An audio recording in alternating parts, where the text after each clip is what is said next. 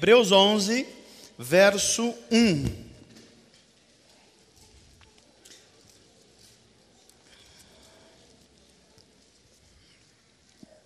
Depois que você achar Hebreus 11, verso 1, você marque aí e também vá à carta de Paulo aos Coríntios, a primeira carta, no capítulo 13. 1 Coríntios 13.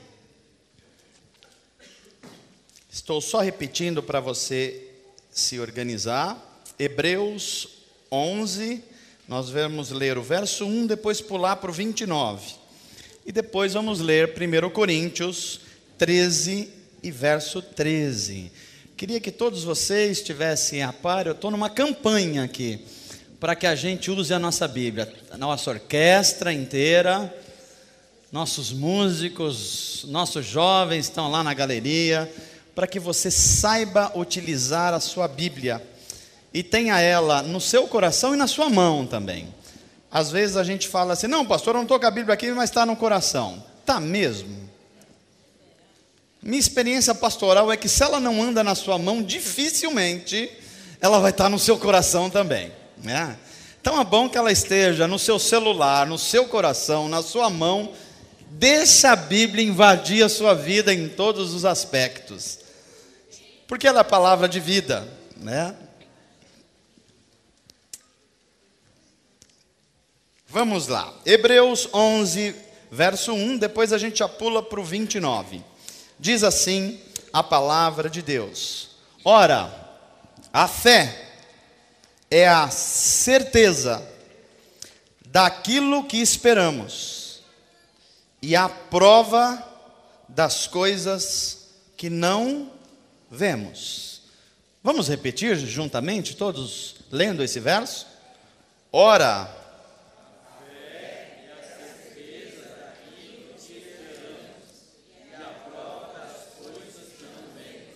vá ao verso 29 agora,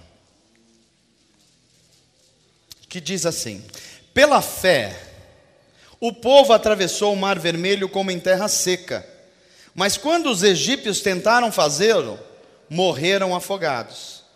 Pela fé, caíram os muros de Jericó, depois de serem rodeados durante 7 dias. Pela fé, a prostituta Raabe, por ter acolhido os espiões, não foi morta com os que haviam sido desobedientes. Que mais direi, diz Paulo? Diz o escritor aos Hebreus, não tenho tempo para falar de Gideão, Baraque, Sansão, Jefté, Davi, Samuel e os profetas, os quais pela fé conquistaram reinos, praticaram a justiça, alcançaram o cumprimento de promessas, fecharam a boca dos leões, apagaram o poder do fogo e tiraram força, tornaram-se poderosos na batalha e puseram em fuga exércitos estrangeiros.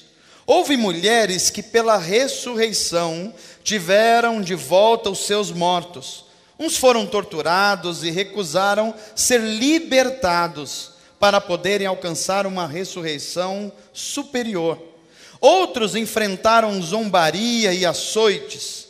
Outros ainda foram acorrentados e colocados na prisão, apedrejados, cerrados ao meio, postos à prova, mortos ao fio da espada. Andaram errantes, vestidos de pele de ovelhas e de cabras, necessitados, afligidos e maltratados. Porém, o mundo não era digno deles. Vagaram pelos desertos e montes, pelas cavernas e grutas. Todos estes receberam bons testemunhos por meio da fé. No entanto, e eu queria que você visse isso com todo carinho no seu coração, nenhum deles recebeu o que havia sido prometido. Deus havia planejado algo melhor para nós, para que conosco fossem eles aperfeiçoados. Amém, gente? Se você puder, leia só comigo o começo do verso 38.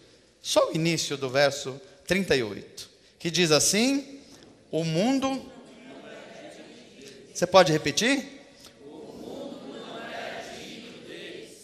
Agora vá à carta de Paulo aos Coríntios, capítulo 13, verso 13, somente o início do verso, que diz assim: assim permanecem agora esses três: a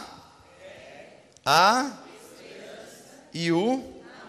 O que permanece, gente? Vamos orar?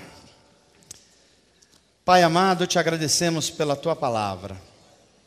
Senhor, não deixa que sejamos roubados na nossa atenção, muito menos que a nossa mente vagueie, e menos ainda que o nosso coração sucumba diante da ansiedade. Traz paz à nossa mente e coração, santifica-os, para que a gente possa viver e experimentar esta palavra transformadora. Através do teu Espírito Santo, muda situações e vidas nessa noite. Começa por mim, Senhor. Peço que teu Espírito esteja tão presente como esteve desde o começo desse culto. Acolhemos esse Espírito que é luz para os nossos caminhos. Acolhemos esse Espírito que nos ajuda nas nossas dificuldades. E pedimos que Ele se revele, que Ele haja, transformando, curando, salvando, libertando, fazendo-nos a cada dia a semelhança de Jesus de Nazaré. Te pedimos e te agradecemos em nome de Jesus. Amém.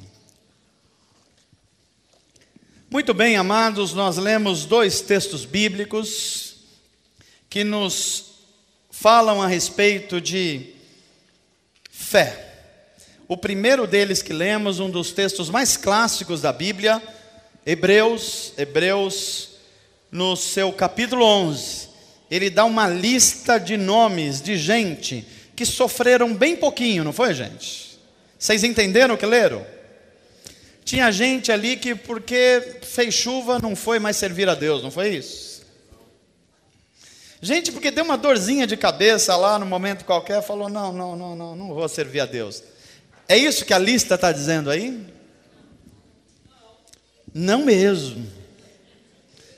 Gente que apanhou, gente que foi esfolado em praça pública, gente que foi cerrada ao meio, gente que esteve em cova dos leões, e eles não negaram a sua fé. Essa gente da lista de Hebreus, eu tenho dito que é gente que me inspira o tempo todo.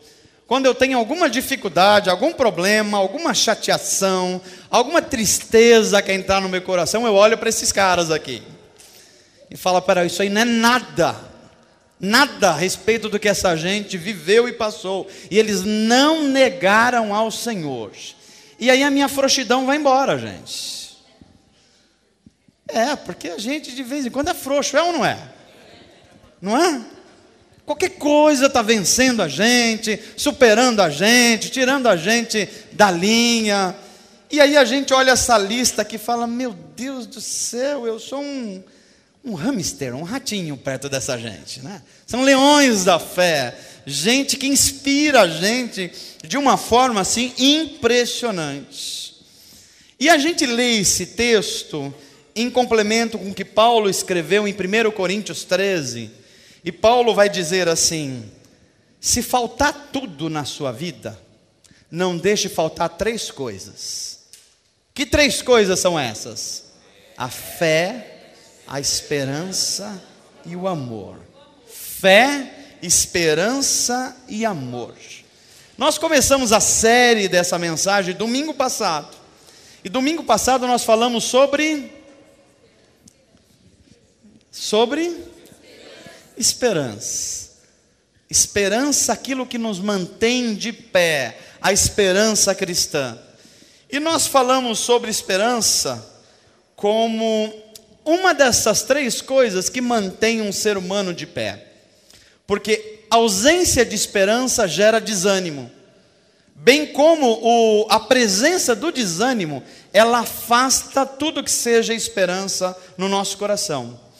E nós falamos sobre a vida de Gideão, e a falta de esperança tem a ver com a nossa atitude equivocada perante a vida. Uma das coisas que a gente vê mais entre cristãos hoje é uma espécie de, especialmente no grupo que a gente chama de desigrejados. Você conhece esse termo? Muita gente que se decepcionou com igreja, com música, com dízimo, com oração, com profecia, com tudo isso que acontece na igreja e parou.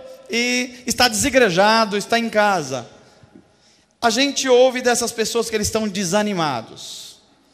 É claro que eu fico no meu coração assim, dolorido com isso, mas ao mesmo tempo eu fico pensando assim: aonde essas pessoas construíram a sua fé? Qual foi o alicerce? Será que eles criaram expectativas erradas do que é o reino de Deus? Será que eles construíram a sua casa naquilo que Jesus chamou sobre areia, e quando veio a chuva, e quando veio os ventos, e deram contra ela, ela não resistiu?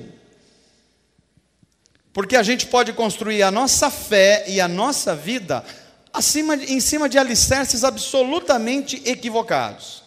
E eu disse aqui domingo passado que a esperança expulsa o desânimo, porque o desânimo é um ataque espiritual. Não se engane. Se você está experimentando um pouco de desânimo, isso não é natural, isso não é coisa normal, não é. Isso é um ataque espiritual que você está diante dele. E se a gente está num ataque espiritual, a gente está numa guerra. E guerra a gente precisa de armas espirituais, para a gente vencer essa batalha. E a Bíblia está nos ensinando aqui que essas armas espirituais, elas são comandadas por três coisas, que é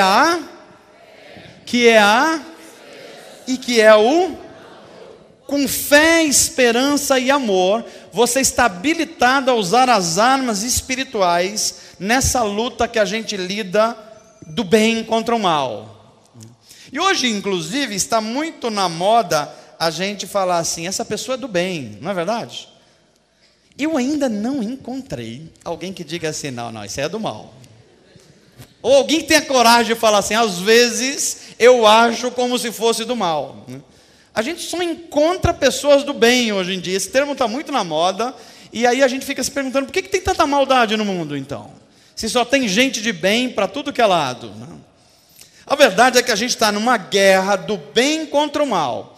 E nessa guerra do bem contra o mal, a gente precisa ter consciência de algumas coisas que vão fazer a gente entrar nessa batalha para vencê-la. A primeira delas é que a gente não pode se enganar que nós vivemos num mundo caído. Vocês têm consciência disso? Que o mundo que a gente vive é um mundo mau. É um mundo onde a maldade está presente. Um mundo onde a injustiça está presente. Aliás, nós falamos agora, o pastor Luiz experimentou isso.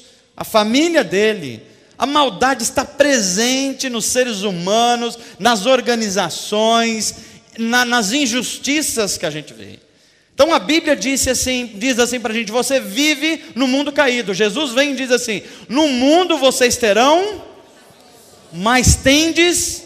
Veja que Jesus já dá um tiro certeiro no desânimo aí. Ele fala: tem de bom ânimo, porque eu venci, e vocês estão se tornando a imagem de Deus, e vocês vencerão. Você é capaz de dizer para quem está perto de você assim, fala assim: você está sendo formado à imagem de Deus, portanto um vencedor. Não deixa o desânimo te tomar, não. Amém, gente? A Bíblia vai ensinar que através de muitas tribulações nos importa entrar no reino de Deus. Quem entra no reino de Deus tem moleza? Não. Você vai ter que batalhar, você vai ter que enfrentar situações difíceis. Já que a gente vai estar numa batalha, a pergunta que vem é: contra quem a gente está lutando? Porque se a gente não souber com quem a gente está lutando, a gente já começou perdendo a batalha. Tem muita gente achando que o seu inimigo é o esposo.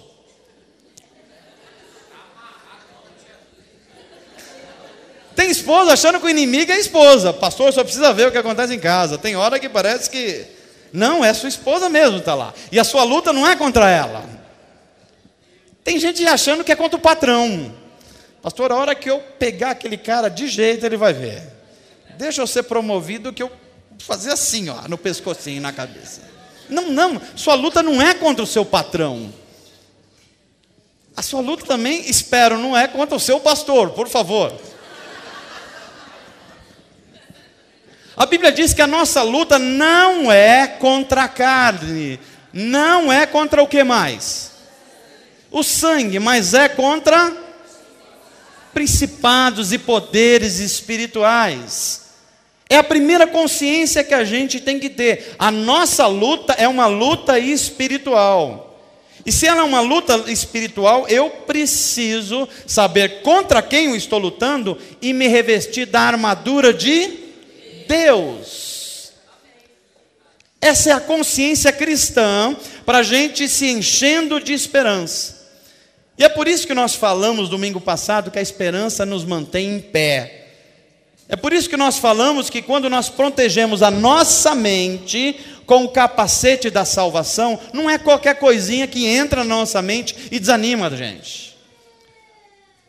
Porque na média você vai receber mais palavras de desestímulo do que palavras de estímulo, tenha certeza disso. Se você já está meio desanimando com alguma coisa, provavelmente vai chegar alguém perto de você e falar: "Ih, eu já vi esse filme, a coisa é feia mesmo, vai dar tudo errado isso aí." Com quem alguém chateou você, e as pessoas são assim mesmo. Gente é ruim mesmo. Agora, se você protege a sua mente com a palavra de Deus, toda vez que algo negativo chega, você fala: "Opa, tem capacete da salvação aqui na minha cabeça." Chegou uma fofoca, um negócio estranho, opa, minha mente está protegida contra isso. Na minha mente não tem espaço para isso. Eu sou de Deus, e Deus disse que cuidaria de mim. Portanto, quem eu tenho que ouvir é Ele, as promessas dEle. E é por isso que eu quero dizer para você uma promessa de Deus. Deus prometeu amar você. Essa é a promessa de Deus. Se alguém disser o contrário para você, você vai ter que escolher entre o que alguém disse e entre o que Deus disse. E entre o que Deus disse e alguém disse, eu fico com o que Deus disse. E você? Isso é você proteger a sua mente. Então a esperança nos mantém de pé. Mas eu fiquei imaginando, até conversei com a Giz na hora do almoço, que esse tema, ele tocou fogo no meu coração. Por que é que Paulo diz que essas três coisas não podem nos faltar: fé, esperança e amor? E é por isso que eu queria falar com vocês sobre fé hoje. Mas não uma fé qualquer, a fé cristã, a fé no Filho de Deus, a fé que traz à existência coisas que não existem, a fé que muda o ser humano no seu caráter e o santifica, a fé que faz a gente olhar para um amanhã confiante, mesmo que você não disponha dos elementos agora para te dar segurança. Mas você tem fé porque foi Deus que disse, e se Deus que disse que ia acontecer, vai acontecer, porque é Deus que diz. Amém, gente? E eu fiquei imaginando a nossa vida como uma grande bicicleta.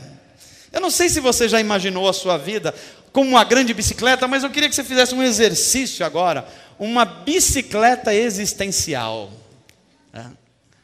E se você já andou de bicicleta, ou pelo menos tem ideia, a bicicleta você precisa no mínimo de equilíbrio para ficar de pé, não é verdade?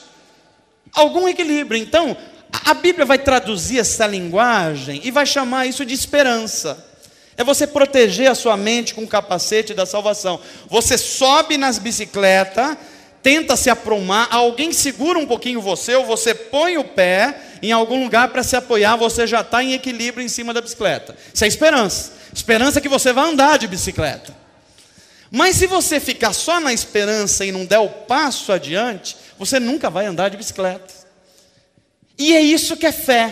Fé é aquilo que movimenta a gente para frente. Porque como a bicicleta, para você se manter de pé, você precisa pedalar. Tenta estar andando de bicicleta e para ela para ver se você fica em cima dela. Você cai ou não cai? Porque é assim. A fé impulsiona você para frente. Ela é o motor de Deus para a sua vida. Se você parar, você cai. Então é por isso que a palavra de Deus, ela gera fé em nós. Ela entra pelo ouvido, vai à mente, vem ao coração, gera impulso espiritual e você se movimenta. E ao se movimentar, Deus vai se movimentando na sua vida e você vai experimentando coisas grandes e firmes que Deus quer nos revelar. Então anima o irmão que está do seu lado e fala assim: olha, você tem que andar, ser impulsionado para frente, senão você cai. Isso é fé. É aquilo que impulsiona a gente, para frente, nos movimenta, mantenha. A esperança te coloca de pé, a fé te impulsiona para frente. É por isso que você não pode ficar nem sem esperança e nem sem a fé. Agora deixa-me falar sobre um outro aspecto da fé, que eu penso que os cristãos têm dificuldade de compreender. Escute isso que eu vou falar. É pela fé que a gente acessa o mundo espiritual. É pela fé que a gente acessa as coisas das quais a gente não está vendo, mas sabe que Deus já as fez verdade. É pela fé que a gente sai do mundo natural, onde a gente é conduzido pela nossa mente, ou apenas pelas coisas que a gente projeta, e a gente alcança coisas em Deus que a gente nem imaginava. Então o primeiro aspecto que eu queria falar para você hoje, é que a fé, ela está para o mundo espiritual, assim como a mão está para o corpo físico. E eu queria que você fizesse um exercício. Já pensou se só hoje, você não tivesse as suas duas mãos? Tenta imaginar suas atividades só hoje, desde manhã, sem as suas mãos. Dava para escovar o dente? Já pensou como a gente estava aqui hoje? Você ia falar: não, hoje a comunhão vai ser mais distante, meu irmão. As mulheres que fizeram aquele almoço delicioso hoje, dava para fazer? Os homens que fizeram coisa boa hoje, os homens? Fiz, pastor, comi aquela comida gostosa que a mulher fez com as mãos delas. Tenta imaginar se você não tivesse a mão, o desconforto, o problema que seria. Agora deixa eu explicar para você. Assim é um cristão sem fé.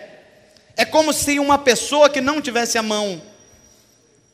Ele está na igreja, ele participa das coisas religiosas, mas ele não crê que Deus realmente pode mudá-lo. Ele não crê que Deus possa fazer coisas extraordinárias. Então ele é um cristão maneta. Não, é maneta que chama isso? Não sei, né, Rogério? É um cristão sem mão. É um cristão sem mão, é um cristão sem fé. Ele não acessa o mundo espiritual, porque a fé é a mão que pega as coisas do mundo espiritual. Veja que a Bíblia vai ensinar que as principais coisas da vida a gente recebe pela fé. Por exemplo, é pela fé que você recebe salvação, é ou não é? Efésios 2 vai explicar isso. É pela fé que nós nos apropriamos das promessas de Deus. Deus diz assim: eu vou fazer, e você acessa isso pela fé. Sem fé você não chega nem nas promessas de Deus. É pela fé que a gente alcança as curas do Senhor. Alguém já experimentou cura alguma vez na vida aqui? Cura na alma, já experimentaram? Cura no espírito? Cura no corpo físico? Pois é pela fé que a gente acessa isso. É pela fé que nós executamos e vivemos os atos poderosos de Deus. Sem isso a nossa vida é só uma vida mais ou menos, é só uma filosofia cristã. É pela fé que a gente vive alegria, mesmo quando a situação está difícil, porque a alegria do Senhor é a nossa. Só quem vive pela fé compreende isso. Então diga assim comigo: a fé é a mão que acessa o mundo espiritual. Sem a fé eu estou perdido. E a fé vem pelo... E ouvir o quê? É ouvir o que o vizinho diz? É ouvir o que o Datena diz? Percebe? é ouvir o que o outro desanimado diz? Não. A fé só chega através de nós pelo ouvir a palavra de Deus. Porque quando você ouve a palavra de Deus, você ouve as promessas dele. Você ouve que Deus é um Pai que te ama tanto, tanto, tanto, que as misericórdias dele se renovam com você todos os dias. Sabe essas trapalhadas que você fez essa semana? Esse Deus é tão bom que ele continua te amando. Não é fantástico isso? Aliás, hoje que é dia dos pais, existe pai mais fantástico do que esse? Olha o pai do filho pródigo, ele está todos os dias no portão falando assim, aquele meu filho, fez um monte de besteira, menino achava que podia conquistar o mundo inteiro, se arrebentou todo, mas um dia ele vai aparecer lá longe, e eu vou estar aqui olhando para ele. É assim que Deus faz comigo e com você. A gente às vezes pisa na bola, suja o pé na estrada da vida, a gente deixa entrar umas coisinhas estranhas no coração, mas aí, quando a gente se arrepende e se volta, a gente recebe o abraço desse Pai.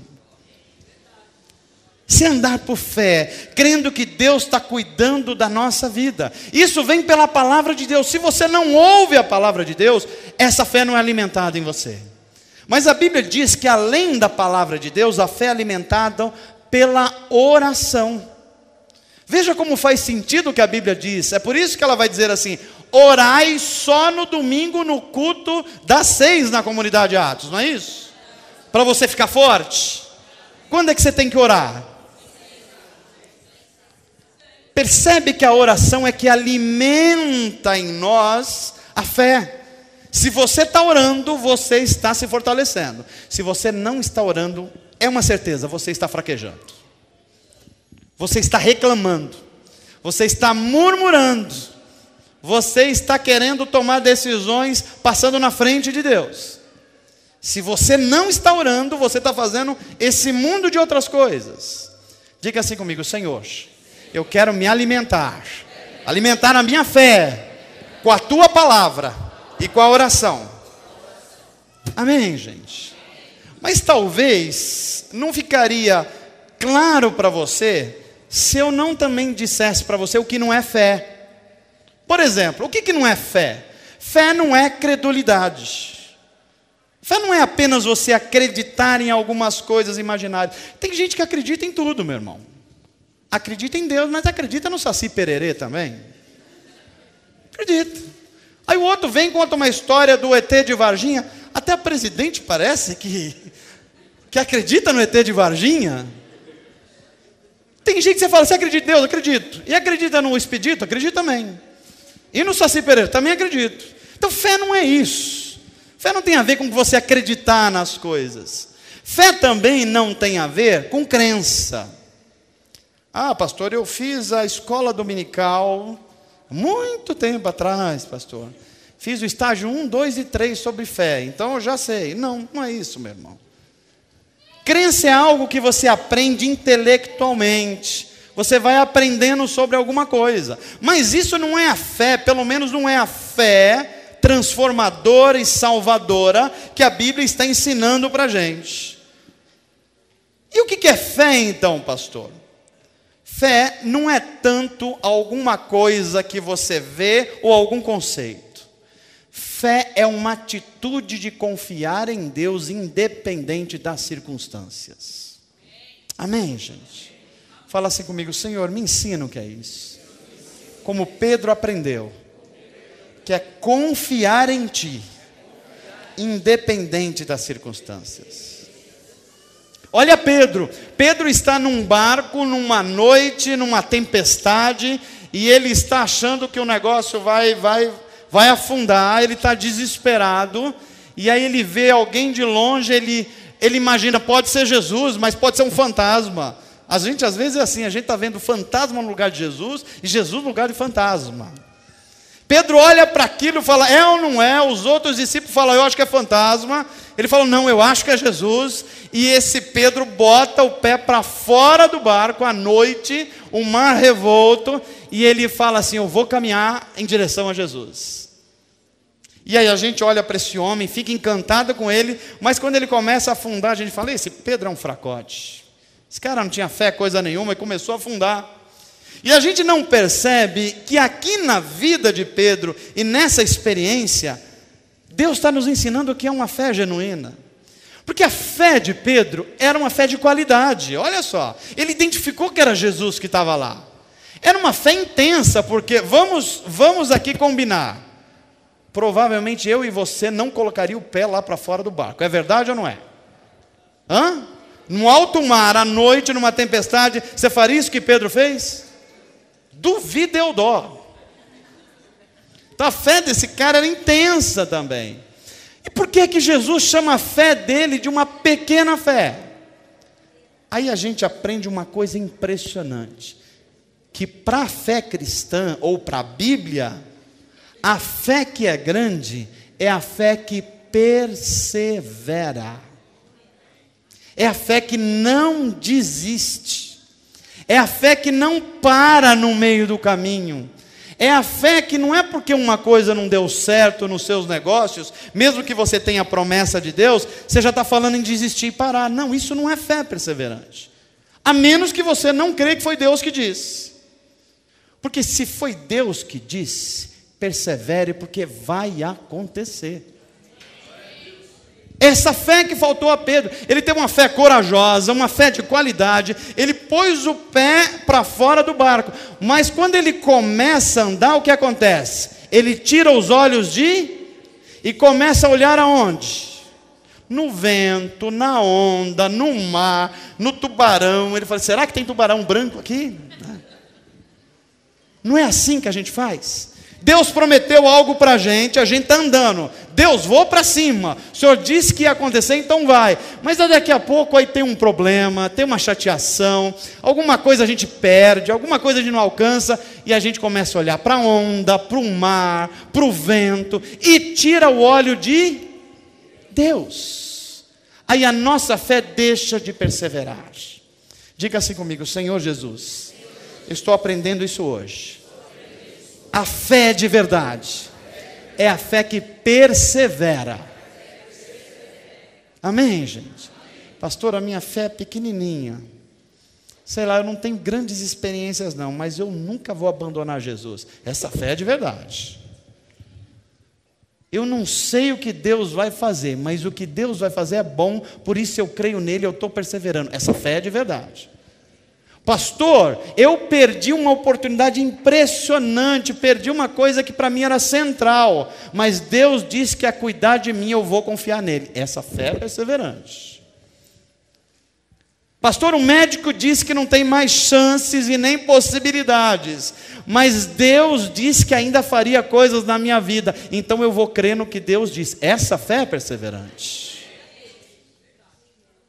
Veja o que a Bíblia vai nos ensinando. Além dela nos ensinar que a fé de verdade é a fé que persevera, olha as ferramentas que Deus está te dando hoje para você lidar.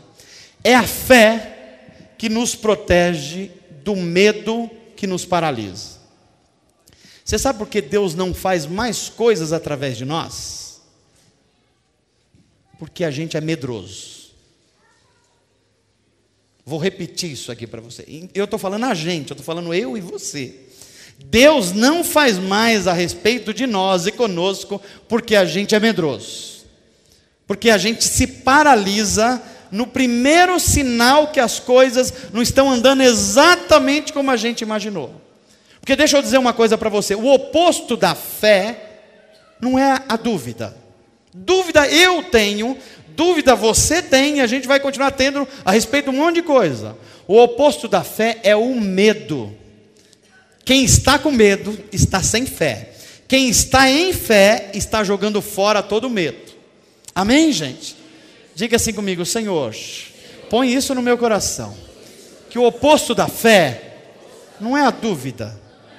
A dúvida é para os seres humanos. O meu problema é quando eu tenho medo. Você está inclusive com medo de falar, parece. Diga assim, o meu problema é quando eu tenho medo. Porque o medo me paralisa. Não é o medo que paralisa a gente? Tem algo, uma oportunidade nova, mas você fica assim, será? Mas será, né? Mas isso vai me dar medo, eu estou confortável aqui. Ué, mas se você não sair daí, você nunca vai experimentar o que Deus quer fazer com você. Pastor, eu nunca orei por ninguém, será que eu oro? Ora, meu irmão. Pastor, eu acho que eu tenho dons de Deus na minha vida, inclusive dons de curar, mas eu tenho medo de eu orar e Deus não curar. Se você ficar assim, você nunca vai experimentar Deus te usando.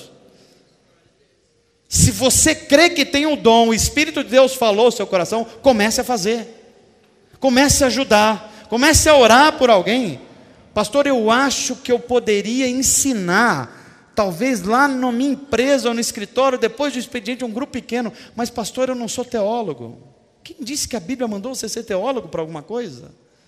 Você só precisa abandonar uma palavrinha chamada medo. Fala assim comigo, Senhor, me ensina a abandonar o medo. O medo impede de eu ser quem o Senhor quer que eu seja. E se eu ficar paralisado, diga assim, pelo medo, eu começo a afundar. Essa experiência é tão real na vida da gente. Vocês conhecem aquele esporte que fica uma pranchinha pendurada numa lancha, e quando a lancha pega a velocidade, quem está em cima da prancha fica em pé. Mas se a lancha parar, o que acontece? Você percebe o que é fé? Se você não está em movimento com Deus, você afunda. Se você não está se mexendo e trabalhando, você desanima. Amém, gente? Olha, veja que interessante, se a fé, além de tudo, te protege do medo paralisante, a fé também nos protege da gente tirar o nosso foco de Deus. E deixa eu ser claro com você, para mim esse é o maior dos problemas nossos. A gente começa a andar com Deus, muitos de nós, e daqui a pouco a gente perdeu o foco de Deus. A gente começa a ler alguma coisa para gerar fé, mas daqui a pouco a gente desiste. A gente começa grupos de oração, mas daqui a pouco a gente abandona. Por quê? Porque a gente tira o foco de Deus. O foco passa a ser as outras coisas. Aliás, vou ser mais direto aqui. Às vezes a gente está num ambiente que se diz de Deus, e a gente põe o foco num monte de outras coisas e perde o foco de Deus. Eu posso estar pregando aqui, falando a palavra de Deus, e uma tomada ser o seu foco. É, uma tomada, estou falando. Seu olho está ali, olha. O problema é que essa tomada não vai resolver o seu problema amanhã. Quando você enfrentar os grandes desafios, aquela decisão, se a palavra de Deus não entrou em você, você vai ficar com raiva da tomada. Depois, puxa, eu passei o culto inteiro olhando aquela tomada, e agora? A gente perde o foco muito fácil. E se a gente não se alimenta de Deus, você vai ter, por exemplo, 176 horas na semana que vem, ou você se alimentou de Deus, ou meu irmão, você vai ficar no mato sem cachorro. Amém, gente? Só que a fé, ela nos ajuda a proteger, mantendo o nosso foco em Deus. Veja Pedro, quando ele saiu do barco, ele colocou os pés no mar e foi ao encontro de Jesus. Tudo que Pedro não podia fazer era tirar os olhos de Jesus. Ele sabia disso, ele começou experimentando essa bênção, ele deu as primeiras passadas e viu que não afundou, ele estava olhando para Jesus, mas quando ele tirou os olhos de Jesus, começou a... E veja que interessante, quando Pedro começa a parar de se movimentar, ele afunda. Diga assim comigo, se eu não estou crescendo em Deus, se eu estou parado, eu estou começando a afundar.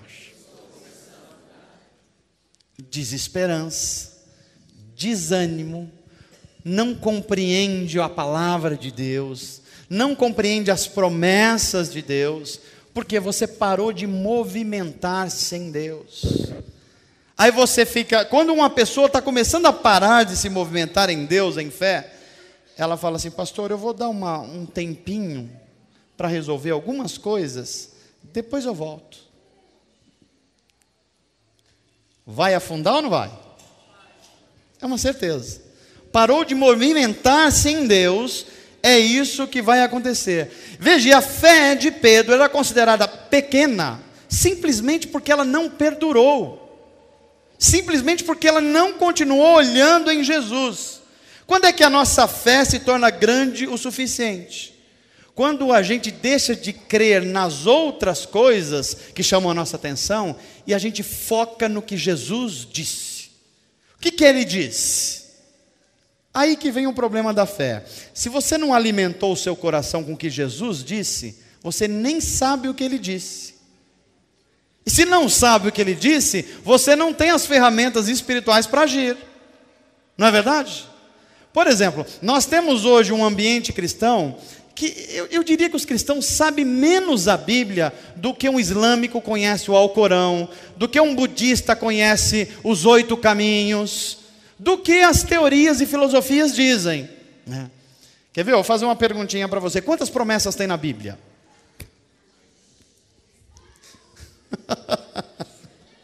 Você está vendo como o problema é sério, gente? Vou ajudar você assim. Quantos livros tem na Bíblia? E a gente diz que essa é a palavra que nos caminha, nos dá o caminho. Em muitos casos a gente vai ter que admitir que a gente está caminhando numa estrada cega, porque a gente tem dificuldade com essas coisas. Mas deixa eu dizer uma coisa para você. A Bíblia diz que aqueles que se voltam para Deus em arrependimento e admite que são pequenos e que precisam de Deus, Deus os abraça e coloca de pé. É o seu caso aqui hoje? Porque é o meu caso aqui hoje. Eu preciso todos os dias me converter a Jesus e dizer assim: Senhor, eu não sei o suficiente. E a Bíblia diz assim, que quem quer sabedoria pede a Deus que Ele dá. Tem gente querendo ser sábio aqui? Agora, você já pediu a Deus? Porque se você não pedir, o braço que movimenta o mundo espiritual, que é a fé, não vai acontecer. Amém, gente? Eu caminho para o final dessa mensagem, que a Bíblia faz uma promessa espetacular àqueles cuja fé não para no primeiro obstáculo. Quero dizer a você, se você está numa caminhada com Deus, e alguma coisa aparentemente começou a dar errado, não desista de andar com Deus. Se você pôs o pé para fora do barco, e parece que você começou a afundar, ou o vento aumentou demais, não pare, olhe para Jesus e continue andando. Se Deus prometeu coisas novas na sua vida, seja no aspecto ministerial, profissional, em mudar a sua família, não é porque alguma coisa der errada que você vai desistir, não. Persevera que Deus vai andar com você. A diferença de uma fé que funciona e de uma fé que não funciona é que a fé que funciona é aquela que persevera. Não tem a ver com o tamanho das coisas, mas com a perseverança. Então diga assim comigo: Senhor, me ensina a colocar o meu foco em Ti. Eu não desviar o meu olhar, nem para a direita, nem para a esquerda, muito menos para baixo. Aliás, quem anda em fé, anda olhando para os céus, porque é de lá que vem o nosso... Amém, gente? Por que você está andando de cabeça baixa, então? Por que você está olhando de um lado para o outro, não sabe muito bem para onde olhar? A palavra de Deus está dizendo para você: olhe para onde vem o seu socorro. E o nosso socorro vem do que fez. Você já prestou atenção nessa expressão? Você está olhando e confiando a alguém que é dono do universo, que fez os céus, que fez as terras, e que não tem nada que esteja fora do seu controle. É nesse Deus que a gente está confiando. Então levanta a sua mão e diga assim comigo: Senhor, eu aprendi hoje que a fé é a mão que eu acesso o mundo espiritual. Eu aprendi hoje que a fé não deixa eu paralisado no medo. Também aprendi que a fé mantém o meu foco em Deus e não nas circunstâncias. Me ajuda a fazer verdade isso. Me ajuda a colocar em prática isso. Que diante de um problema, de uma perda, de uma dificuldade, eu não desista, mas resista em fé, andando com Deus, em nome de Jesus. Deus te abençoe, que Ele te fortaleça, que Ele mantenha você de pé, com esperança, e proteja você da paralisia do medo.